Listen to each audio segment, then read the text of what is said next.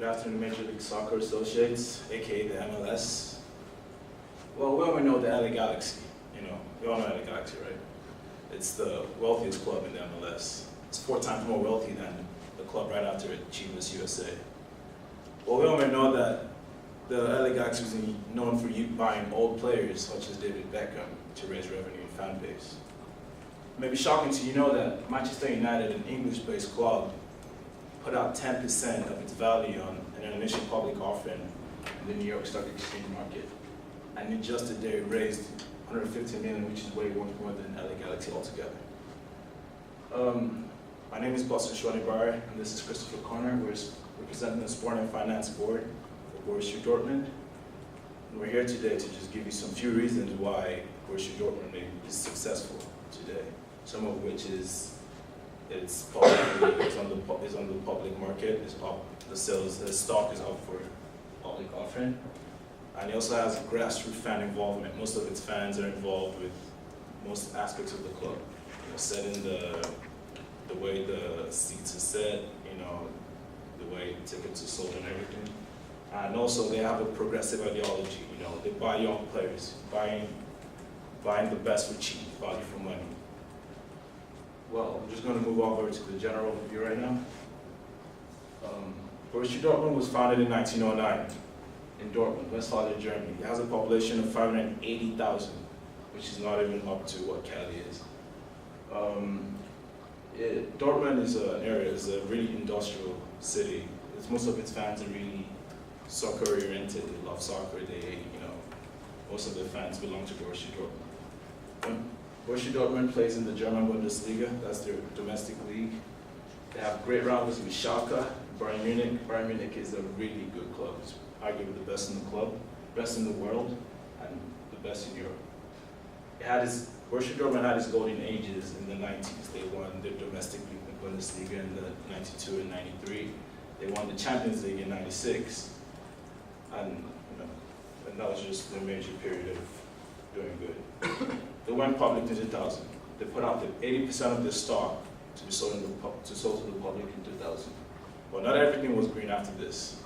Later on, they went bankrupt. This may be shocking to everyone. They did so good in the 90s, but they went bad later on. I'm going to pass on to Christopher Corner to explain this. Thank you, Boss. As Boss said, it's kind of strange and unclear how a club so successful could go from being top of the league around the turn of the millennium to going bankrupt only 5 years later, or going nearly bankrupt. They had to do everything they could not to. And before I can explain how exactly that happened, it's important to look at how the club is financially organized. As you can see here in this chart, 80% of the club is traded publicly. You can just go buy that on the New York Stock Exchange today. These people, besides the price of their stock going up and down, they have no liability of the club.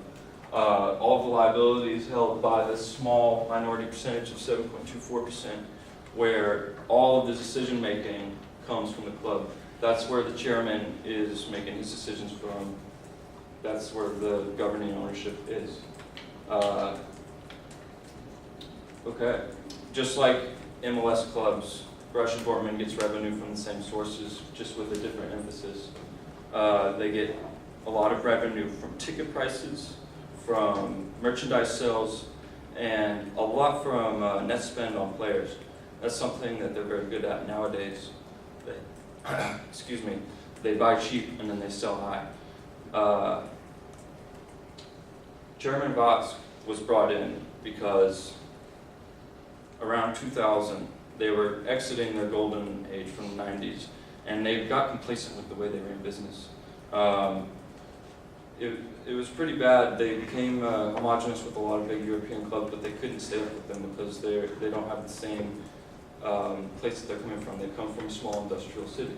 So they were relying on these media revenues because the Champions League is so valuable for European clubs, because pretty much everybody watches it on TV, and that generates so much money for these clubs.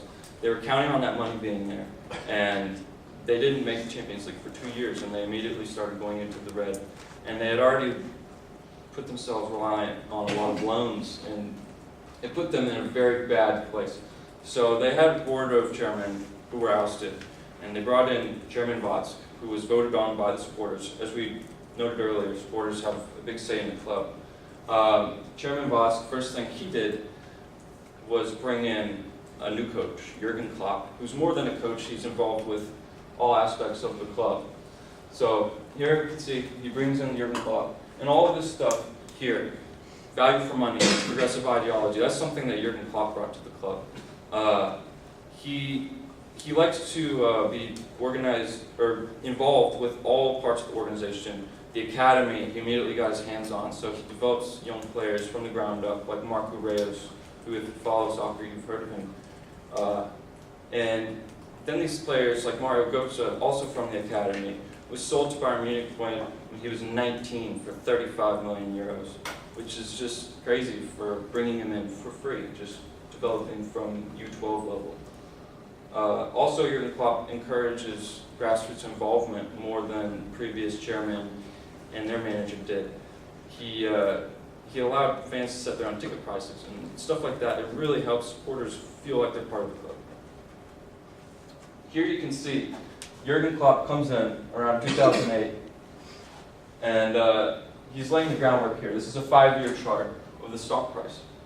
And he finally started to realize some of the success right here, at the beginning of the 2010 season. That's where they're getting results over teams like Bayern Munich and starting to do really, really well. And so you can see it just shoots up. It's maintained itself very well. It's a lot of analysts suggest it as a good long-term stock. And to kind of encapsulate all of this, Boss is going to wrap this up for us. Thank you, Chris. As he said, Dortmund was not a good club in the beginning of the 2000s. Changed their management, brought in a chairman, and he brought in a new manager. A different ideology, different way of thinking.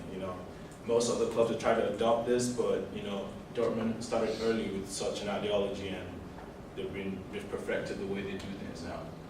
Well, this structure, as you can see, has worked for Dortmund. We're hoping that this could also work for the MLS and also make MLS a better league in the future. Thank you everyone for listening, and please if you have any questions, go ahead.